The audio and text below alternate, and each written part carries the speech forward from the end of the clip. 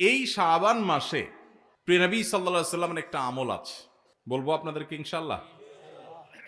কিন্তু আমলটা করার চেষ্টা করতে হবে। এই প্রমিস, এই ওয়াদা আমার সাথে আগে আসতে হবে। কারা কারা চেষ্টা করবেন বলেন, হাত তোলেন দেখি। আল্লাহ আমাদের সব ভাইকে আমলের তৌফিক দান করুন আল্লাহ।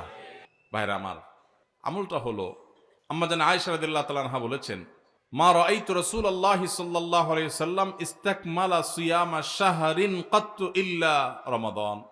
আমি নবীজিকে পুরো মাস শুরু থেকে শেষ পর্যন্ত গোটা মাস রোজা রাখতে দেখেছি একবার, শুধু বছরে একবার, সেটা হলো রমজান মাসে। আর রমজানের পরে পুরো মাস না, তবে মাসের বেশিরভাগ দিন রোজা রেখেছেন তিনি, এটা দেখেছি শুধুমাত্র শাবান মাসে। কোন মাসে ভাই? শাবান মাস। আম্মা জান আয়েশা রাদিয়াল্লাহু তাআলা আরেকটি হাদিসে আছে, সেখানে তিনি বলেছেন, কানান নবী সাল্লাল্লাহু আলাইহি সাল্লাম ইয়াসুমু শাবানা ইল্লা কালিলা। নবীজি শাবানের পুরো মাস প্রায় রোজা রাখতেন, কয়েকটা দিন বাদে, শেষের কয়েকটা দিন বাদে প্রায় পুরো মাস রোজা রাখার চেষ্টা করতেন। নবীজি সাল্লাল্লাহু আলাইহি সাল্লামের অত্যন্ত আদরের একজন সাহাবী যায়েদ রাদিয়াল্লাহু তাআলা আনহু, তার ছেলে ওসামা ইবনে যায়েদ, নবীজি সাল্লাল্লাহু আলাইহি সাল্লাম নাতির মতো আদর করতেন, স্নেহ দিতেন, ছোট মানুষ ছিলেন। ওসামা ইবনে যায়েদ রাদিয়াল্লাহু তাআলা আনহু তিনি বলেন, আমি নবীজি সাল্লাল্লাহু আলাইহি সাল্লামকে জিজ্ঞাসা করলেন, হে আল্লাহর রাসূল, আপনাকে দেখি আপনি শাবানে যত রোজা রাখেন অন্য কোনো মাসে এত রোজা রাখেন না, কারণটা কি? হেতু কি? এ মাসে এত বেশি রোজা রাখার কারণটা কি? রোজার মাস তো রমজান মাস, কিন্তু শাবানে আপনি বেশি বেশি রোজা কেন রাখেন? নবীজি সাল্লাল্লাহু আলাইহি সাল্লাম তখন ওসামা ইবনে যায়েদ রাদিয়াল্লাহু তাআলাকে বলেছেন দুটি কারণ। কটি কারণ? মনোযোগ দিয়ে শুনতে হবে কিন্তু। এই হাদিসটাই আপনি বাসায় গিয়ে আপনার মায়ের সাথে, আপনার স্ত্রীর সাথে, আপনার বন্ধু বান্ধবের সাথে যেন শেয়ার করতে পারেন, সেভাবে মনোযোগ দিয়ে শুনবেন। ওয়াজ মাহফিলের কথা বেশিরভাগই হারায় যায়, হারায় গেলে চলবে না ভাই। আমি কষ্ট করে ঢাকা থেকে আসছি, আমার ভাইয়েরা কষ্ট করে আয়োজন করেছেন, আপনারাও কষ্ট করে আসছেন, সার্থক হতে হবে, এখান থেকে নিয়ে যেতে হবে। হাদিসটা ভালো করে মনে রাখবেন। নবীজি সাল্লাল্লাহু আলাইহি সাল্লাম শাবান মাসে বেশি বেশি রোজা রাখতেন দেখে তার আদরের সাহাবী, নাতির মতো স্নেহ করতেন যাকে, ওসামা ইবনে যায়েদ রাদিয়াল্লাহু তাআলা আনহু, তিনি প্রশ্ন করেছেন কাকে? নবীজিকে। কি প্রশ্ন করেছেন? যে হে আল্লাহর রাসূল, আপনাকে শাবানে এত বেশি রোজা রাখতে দেখি, অন্য কোনো মাসে এত নফল রোজা আপনি রাখেন না, কারণটা কি? তখন নবীজি কয়টা কারণ বলেছেন? দুইটা কারণ। নাম্বার এক, তিনি বলেছেন, যাকা শাহরুন ইয়াগফুলুন নাসু বাইনা রজব ওয়া রমাদান। শাবান মাসের দুই ধারে, দুই প্রান্তে দুটি মাস আছে, যে দুটি মাস অনেক মহিমান্বিত, মর্যাদাপূর্ণ। শাবানের আগের মাসটার নাম কি ভাই? রজব। এই রজব মাসটা মহিমান্বিত কোন কারণে? মেরাজের কথা বলছেন। রজব মাসটা কেন মর্যাদাপূর্ণ, কেন এর মর্যাদা বেশি? দেখেন, এত বড় মাহফিলের দু চারজন মানুষও জানেন না, দু চারজন মানুষও জবাব দিতে পারেননি, একজন থেকেও আসে নাই অডিয়েন্স থেকে। স্টেজ থেকে এক ভাই বলেছেন, দেখুন, রজব মাসের মর্যাদার কারণ হলো সম্মানিত চারটি মাস আছে। কোরআনে আল্লাহ তাআলা সূরা তাওবায় একাধিকবার এ সম্পর্কে আলোকপাত করেছেন। আল্লাহ বলেছেন, ইন্না ইদ্দাতাশ শুহুরি ইনদাল্লাহি 12 শাহরান ফি কিতাবিল্লাহি ইয়াওমা খালাকাস সামাওয়াতি ওয়াল আরদ মিনহা আরবাআতুন হুরুম। বছরে 12টি মাসের মধ্যে 4টি মাস আছে সম্মানিত, মর্যাদাপূর্ণ। আল্লাহ এগুলোকে সম্মান দিয়েছেন, বিশেষ মর্যাদার মাস। রমজান তো সবচেয়ে শ্রেষ্ঠ মাস আছেই, রমজানের পরে মর্যাদার বিচারে সম্মানিত মাস কয়টা? এই 4টার মধ্যে নবীজি সাল্লাল্লাহু আলাইহি সাল্লাম সহিহ বুখারীতে এই 4 মাসের ব্যাখ্যা বর্ণনা করতে গিয়ে তিনি বলেছেন, সালাসুন মুতাওয়ালিয়াত। এই 4টার মধ্যে 3টা হলো ধারাবাহিক, জিলকদ, জিলহজ, মুহররম, আর চতুর্থ মাসটা হলো ওয়া রজব মুদর আল্লাযী বাইনা জুমাদা শাবান, এই যে রজব মাসটা। তাহলে রজব মাসটা সম্মানিত 4 মাসের একটা, সেজন্য এই মাসটা মূলত মহিমান্বিত।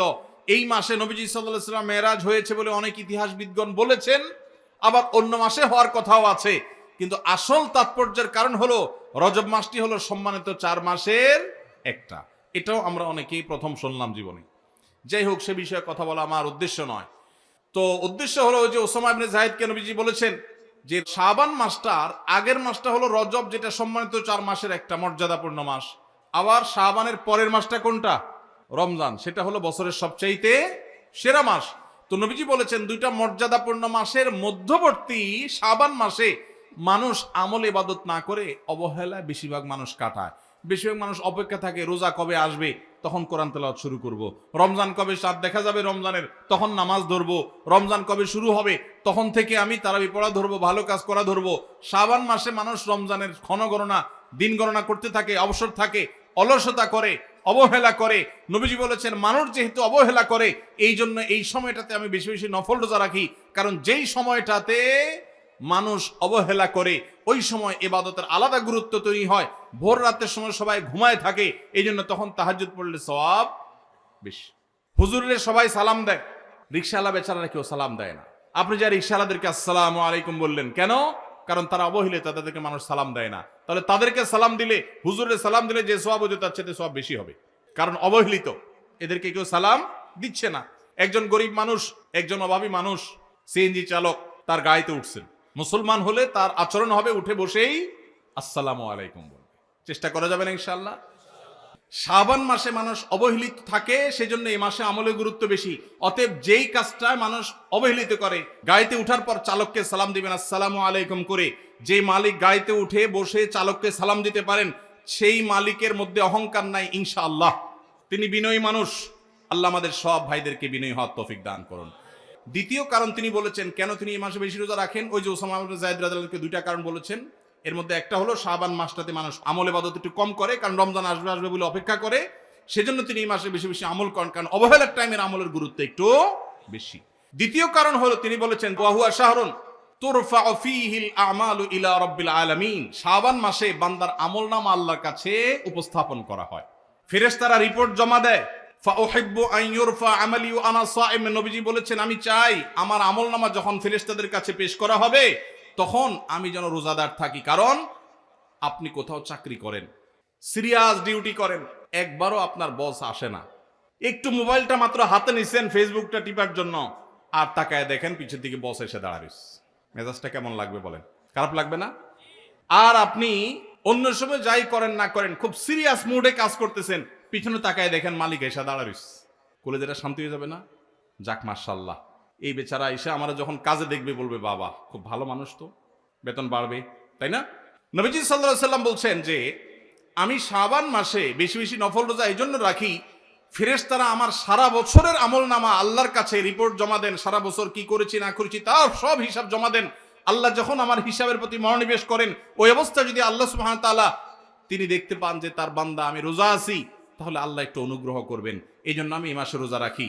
তাহলে নবীজি সাল্লাল্লাহু আলাইহি সাল্লাম শাবান মাসে রোজা দুইটা কারণ পাওয়া গেল।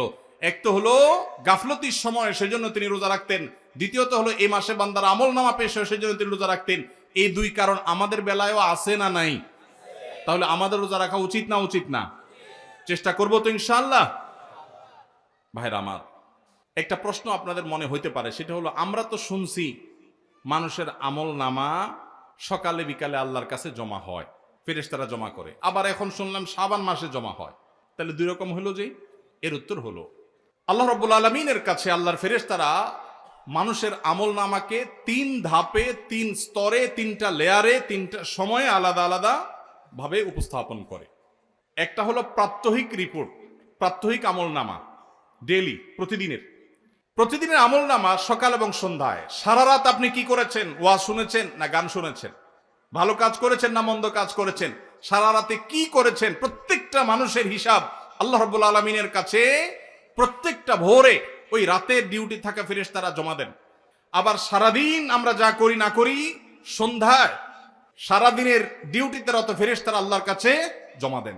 তাহলে বান্দার আমলনামা, বান্দার রিপোর্ট জমা দেওয়া হয় একটা হলো প্রাত্যহিক, প্রতিদিন। সেটা কখন? সকাল এবং সন্ধ্যা। বান্দার আমলনামা জমা দেওয়া হয় আরেকটা লেয়ারে, সেটা হলো প্রত্যেক সপ্তাহে 2 দিন, সোমবার এবং বৃহস্পতিবার। নবীজি সাল্লাল্লাহু আলাইহি ওয়াসাল্লাম যেন সোমবার বৃহস্পতিবার রোজা রাখতেন, কারণ সোমবার এবং বৃহস্পতিবার বান্দার আমলনামা ফেরেশতারা আল্লাহর কাছে পেশ করেন। তাহলে একটা হলো ডেইলি আমলনামা পেশ, সেটা সকাল সন্ধ্যা। একটা হলো সাপ্তাহিক আমলনামা পেশ, সেটা হলো সোম বৃহস্পতি। আর একটা হলো বার্ষিক রিপোর্ট পেশ, সেটা কখন? শাবান মাস। বিভিন্ন অফিসে যারা চাকরি করেন মাসের হিসাব দেওয়া লাগে একরকম, ডেইলির হিসাব দেওয়া লাগে আরেক রকম, বার্ষিক রিপোর্ট দেওয়া লাগে আরেক রকম, আছে না নাই? ঠিক একইভাবে আল্লাহ রাব্বুল আলামিনের কাছে আমাদের আমলনামা পেশ করা হয়। ভাইরা আমার, সেজন্য এই রিপোর্ট জমা দেওয়ার সময়গুলোতে বান্দা বিশেষভাবে আমলে মনোযোগী হবে। এই জন্য আল্লাহ তাআলা বলেছেন কোরআনে কারীমে ওয়াসাব্বিহুহু বুকরাতাও ওয়া আসীলা, সকাল সন্ধ্যা আল্লাহর তাসবিহ পেশ করো। নবীজি সাল্লাল্লাহু আলাইহি সাল্লাম সকাল সন্ধ্যা বিশেষ তাসবিহ পেশ করতেন, জিকির আজকার করতেন, দোয়া করতেন, আমল করতেন, কারণ এই যে আমল জমা দেওয়া হয়। আবার সোমবার বৃহস্পতিবার রোজা রাখতেন, কারণ আমলনামা জমা দেওয়া হয়। আবার শাবান মাসে বেশি রোজা রাখতেন, কারণ আমলনামা জমা দেওয়া হয়। তাহলে আমল নামা জমা দেওয়ার 3টা লেয়ার আছে, মনে থাকবে তো ইনশাআল্লাহ ভাইরা আমার।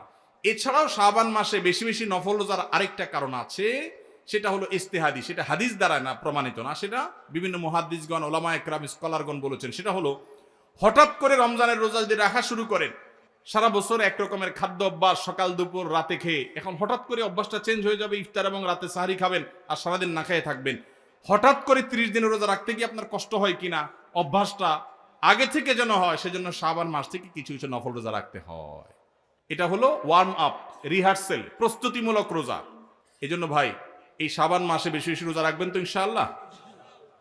পুরো মাসের প্রথম 15 দিন 20 দিন রোজা রাখার তৌফিক যদি নাও হয়, অন্তত একটা রোজা হইলেও নবীজির সুন্নাত আমল করতে গিয়ে আমরা কারা কারা করবো একটু হাত তুলে দেখি। একটা হইলেও রাখবেন ইনশাআল্লাহ। নিয়ত করছেন তো ইনশাআল্লাহ?